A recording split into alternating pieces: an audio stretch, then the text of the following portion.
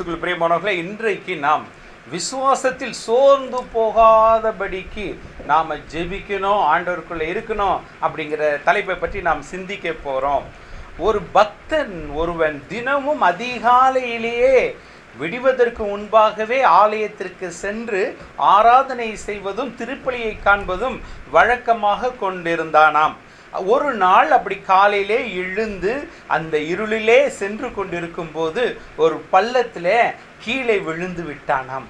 கீழே விழுந்த உடனே மீண்டும் எந்திரித்து வீட்டிற்கு போய் உடம்பை எல்லாம் சரி செய்து உடையெல்லாம் சரி செய்து மீண்டும் ஆலயத்திற்கு அவர் புறப்பட்டு வந்து கொண்டிருந்தார். அப்படி ஆலயத்திற்கு புறப்பட்டு வந்து கொண்டிருந்த போது மீண்டும் இரண்டாவது முறையாக அதே இடத்துல கீழே விழுந்து விட்டார். அதே இடத்துல கீழே விழுந்த உடனே மீண்டும் எழுந்திருச்சு மீண்டும் வீட்டிற்கு போய் உடையெல்லாம் சரி செய்துட்டு மூன்றாவது முறை ஆலயத்திற்கு போகிறார். அப்படி போகும்போது அவர் விழுந்த இடத்துல ஒருத்தர் விளக்கை பிடித்து கொண்டு நின்று கொண்டு, ஐயா பார்த்து போங்க, திருப்பி கீழே விழுந்துடாதீங்க அப்படின்னு சொன்னாராம். நானும் உங்க கூடயே வரேன் ஆலயத்திற்கு கூட அப்படின்னு விளக்கை பிடித்து கொண்டே வந்தாராம்.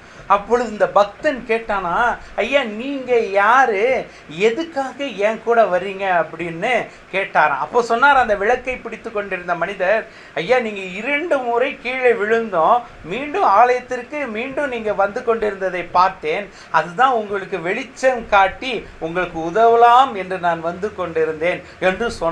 பிரியமானவர்களே, அப்பொழுது இந்த ஆளை ரொம்ப மகிழ்ச்சியோடு இந்த பக்தன் நினைத்து கொண்டு, ஐயா நீங்களும் ஆலயத்திற்குள்ளே வாருங்கள், எங்களுடைய ஃபாதரை பாருங்க அப்படின்னு உள்ள கூப்பிட்டாராம். வாங்க திருப்பலியில நீங்களும் கலந்து கொள்ளுங்க என்று ரொம்ப வற்புறுத்தி அழைத்தாராம். நீங்க உள்ள வாங்க கையெல்லாம் பிடிச்சு இழுத்தாராம். நான் வரமாட்டேன் அப்படின்னு சொன்ன உடனே, ஏன் ஐயா ஆலயத்திற்குள்ள காலை வைக்கிறதுக்கே நீங்க பயப்படுறீங்க அப்படின்னு கேட்கும்போது தான் அவர் சொன்னாராம், நான் தான் சாத்தான் அப்படின்னு சொல்லிச்சான். ஐயோ சாத்தானா, பேயா? ஆமா, அப்புறம் எதுக்கு என்னை வந்து ஆலயத்திற்கு போவதற்கு நீங்க வழி காட்டினீங்க விளக்கை பிடித்து கொண்டு அப்படின்னு கேட்கும்போது அந்த சாத்தான் சொல்லிச்சான், இங்க பாரு, நீ இன்னைக்கு பூசைக்கு போகக்கூடாது, தேவனை ஆராதிக்க செல்லக்கூடாது, அப்படிதான் நான் முதல் முறையா உன்னை கீழே தள்ளினேன்.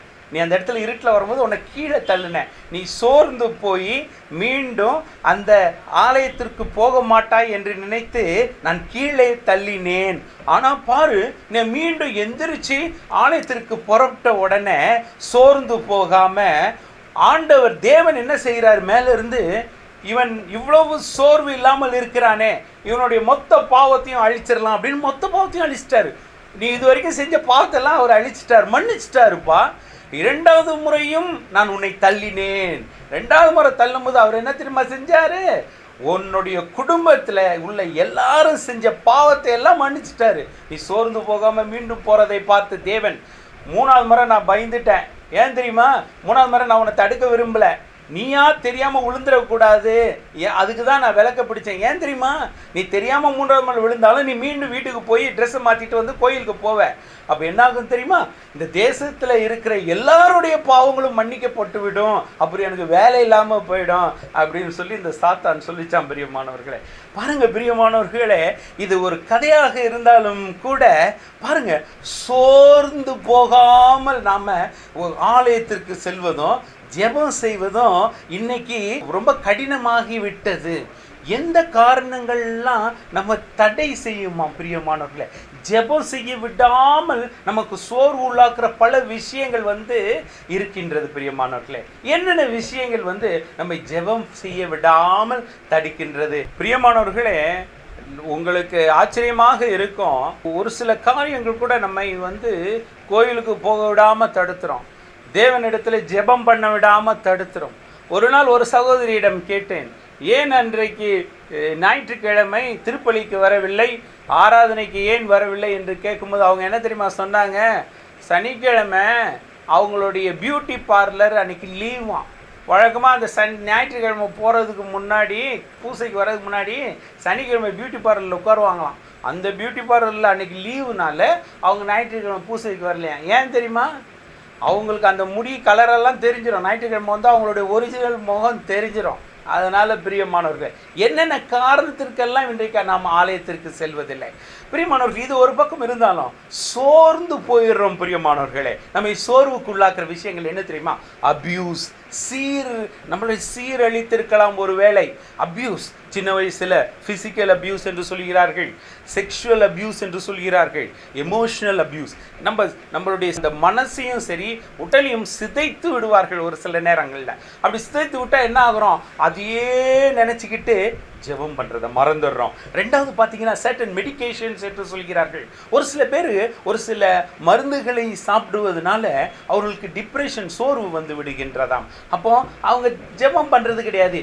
எம்போட்டா இந்த மாத்திரையை போடலாம், இந்த மாத்திரை போட்டோன்னா அப்படியே படுத்து கிடந்து தூக்கி கொண்டே இருப்பார்கள். மூன்றாவது பார்த்தீர்கள் என்றால் கான்ஃப்ளிக்ட் என்று சொல்கிறார்கள்.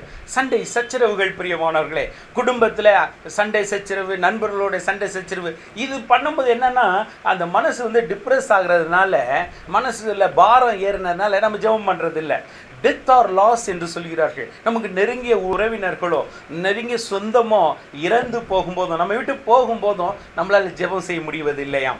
ஜெனட்டிக்ஸ் என்று சொல்கிறார்கள். ஜெனட்டிக்ஸ்னா பாரம்பரியமாகவே நம்மளது மரபணுக்களில் ஒரு சில பேர் வந்து அப்படியே டிப்ரெஷன்லேயே இருக்கிறாங்க, மனபாரத்தோடு இருக்கிறாங்க, மனசோர்வோடு இருக்கிறாங்க, மன உளைச்சலில் இருக்கிறாங்க. அதுவும் வந்து ஜெபம் செய்ய விடாமல் தடுக்கின்றதாம். பார்த்தீங்கன்னா இன்னொன்று, ஒரு டென்ஷன் இருக்கின்றது. முக்கிய நிகழ்வுகள், மேஜர் ஒரு புது வேலைக்கு போகும்போது ஏற்படுகிற அந்த பிரச்சனைகள், புதுசாக அவங்க படிக்கணும் அப்படிங்கிற அந்த டென்ஷன், கல்யாணம் ஆக போகிறது, இந்த மாதிரி காரணங்களில் மேஜர் ஈவெண்ட்ஸ், முக்கியமான நிகழ்வுகள் ஒருவருடைய வாழ்க்கையில் நடக்கும்போது ஒரு சில பேர் ஜெபமே பண்ணுறது இல்லையா, அந்த விஷயத்திலே அவனுடைய கவனம் இருக்கின்றதான்.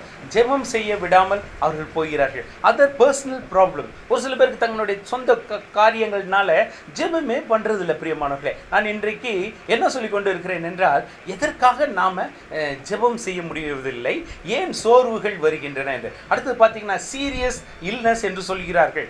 சீரியஸ் இல்னஸ் என்றால் மிகவும் உடல் நிலை மோசமான நோய்கள், ஒருவேளை கேன்சர் போன்ற நோய்களோ, ஹார்ட் ப்ராப்ளம்ஸ், இருதய கோளாறோ, இப்படிப்பட்ட நோய்கள் வரும்போது இந்த நோயாளிகள் எல்லாரும் தேவனை மறந்துவிட்டு தன்னுடைய அந்த உடல் கோளாறை பற்றியே சிந்தித்து கொண்டிருக்கிறார்கள். அடுத்தது பார்த்தீங்கன்னா சப்ஸ்டன்ஸ் அபியூஸ் என்று சொல்கிறார்கள். பொருளால் நமக்கு சோர்வு வருகின்றது. என்ன பொருள்? சப்ஸ்டன்ஸ் அபியூஸ்னா ஆல்கஹால், குடிப்பதும், ட்ரக்ஸ், போதை மருந்து வஸ்துகளில் அதை குறித்தே சிந்தனை பண்ணி கொண்டு இருப்பவர்களுக்கு என்ன ஆகுதுன்னா அவர்களால் ஜெபம் செய்ய இயலவில்லை. பிரியமானவர்களே, இப்படி பல காரியங்களை நம்மை சோர்வுக்கு உள்ளாக்கலாம். சோர்ந்து போகாமல் நாம் ஜெபிக்கணும். பிரியமானவர்களே, இயேசு கிறிஸ்துவ பாருங்க, அதிகாலையிலே போய் ஜெபம் பண்றாரு. அவருக்கும் ஜெபிக்கின்ற பழக்கம் இருக்குது. பல இடங்களில் நம்ம நேரங்களில் பார்க்குறோம், இயேசு கிறிஸ்துவை தேடிக்கொண்டிருப்பார்கள். அவர் பார்த்தீங்கன்னா மலை மேலே உட்கார்ந்து கொண்டு ஜெபித்து கொண்டிருப்பார். பிரியமானவர்களே, அவருக்கு அங்கதான் வலு கிடைத்தது. பிரியமானவர்களே, பார்த்தீர்கள் என்றால் 29 இடங்களிலே ஆண்டவராகிய இயேசு கிறிஸ்து ஜெபித்து கொண்டிருப்பதை பற்றி போடப்பட்டிருக்கிறது புதிய ஏற்பாட்டிலே. 29 இடங்களில் ஆண்டவர் இயேசு கிறிஸ்து ஜெபிப்பதை குறித்து போடப்பட்டிருக்கிறது. இயேசு கிறிஸ்துவை பாருங்கள். இயேசு கிறிஸ்து தனிமையான இடத்தை தேடி சென்று ஜெபித்து கொண்டிருந்தாராம். லூகாஸ் 5வது அதிகாரம் 16வது வசனத்திலே நம்ம பார்க்கிறோம். Jesus often withdrew to lonely places and prayed என்று போடப்பட்டிருக்கிறது. அதே போல் பிரியமானவர்களே, மார்க் 1வது அதிகாரம் 35வது வசனத்தில் பார்த்தீங்கன்னா, அதிகாலையிலே எழுந்து சென்று ஆண்டவர் இயேசு கிறிஸ்து ஜெபித்து கொண்டிருந்தாராம். பிரியமானவர்கள், இன்னும் விடிய கூட இல்லை, அதற்குள்ளாகவே அவர் ஜெபித்து கொண்டிருந்தாரும். பிரியமானவர்களே, இன்னைக்கு நாம சின்ன சின்ன விஷயங்களுக்கெல்லாம் சோர்ந்து போயிடக்கூடாது. நம்ம கடவுள் தேவன் நம்மோடு இருக்கிறார் என்று விசுவாசத்தோடு நாம இருக்கணும். பிரியமானவர்களே, ஜெபிப்போமா?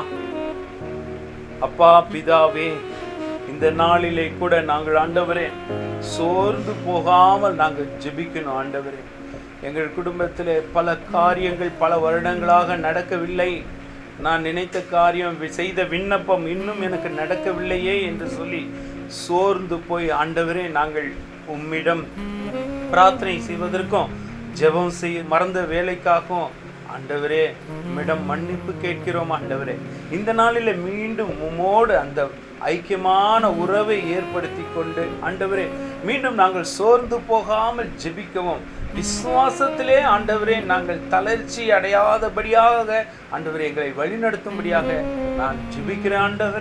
ஆண்டவரே நாங்கள் ஜெபிச்சதெல்லாம் நல்ல ஜெப வாழ்க்கையில் இருந்தேன், இனிமேல் நான் இப்பொழுது இயேசுவை நம்புறதில்லை என்று சொல்லி ஒரு சில சகோதர சகோதரிகள் ஆண்டவரே சோர்ந்து போயிருக்கிறார்கள். தேவனே, அந்த சகோதர உள்ளத்திலே மீண்டும் ஆண்டவரே விசுவாச தீ பற்றி எரிய செய்திடணும். ஆண்டவரே, இந்த ஜெபங்களை எல்லாம் அது பாத்துல வைக்கிறேன்.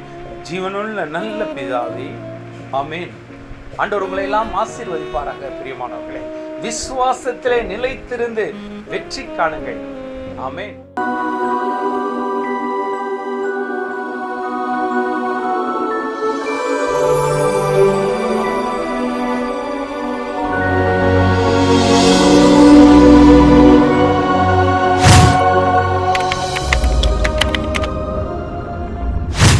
பிரியமானவர்களே, கடந்த வாரத்திற்கான கேள்வி, உங்களுள் முதன்மையானவராக இருக்க விரும்புகிறவர் அனைவருக்கும் பணியாளராக இருக்கட்டும். அதற்கு பதில் மார்க்கு 10வது அதிகாரம் 44வது வசனம். அதற்கு சிறப்பாக உடனடியாக எழுதி அனுப்பியவர்கள் முதலிலே திருமதி ஜானகி பாண்டியன், அம்பாசமுத்திரம், திருநெல்வேலி மாவட்டம். 2வது பரிசினை பெறுபவர் திருமதி எஸ் செண்பகம், பொன்னகரம், மதுரை 16. 3வது இடம் திருமதி ஆரோக்கிய மேரி, திருவண்ணாமலை. பரிசு பெற்ற அனைவரையும் பாராட்டுகிறேன். இந்த வாரத்திற்கான கேள்வி என்ன தெரியுமா? தொடர்ந்து இறைவனிடம் வேண்டுங்கள், விழிப்போடும் நன்றி உணர்வோடும் அதில் ஈடுபடுங்கள், இடைவிடாமல் ஜெபம் பண்ணுங்கள், ஸ்தோத்திரத்துடன் ஜெபத்தில் விழித்திருங்கள். தொடர்ந்து இறைவனிடம் வேண்டுங்கள், விழிப்போடும் நன்றி உணர்வோடும் அதில் ஈடுபடுங்கள், இடைவிடாமல் ஜெபம் பண்ணுங்கள், ஸ்தோத்திரத்துடன் ஜெபத்தில் விழித்திருங்கள். பைபிள்ல எந்த பகுதியில இது எடுக்கப்பட்டிருக்கிறது?